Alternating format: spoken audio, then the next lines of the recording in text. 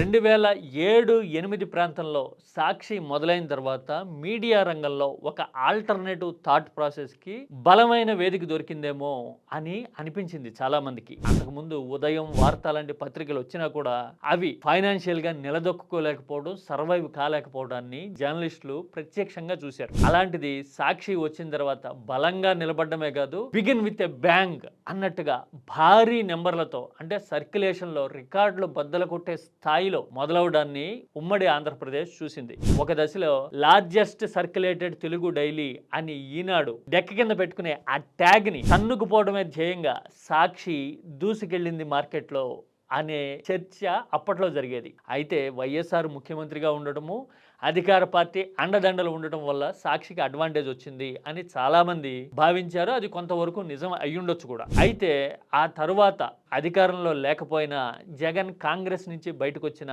విపక్షంగా YCP struggle అవుతున్నా కూడా సాక్షి జనంలో నిలదొక్కున్న తీరు నిజంగానే ఫినామినల్ అనిపిస్తుంది.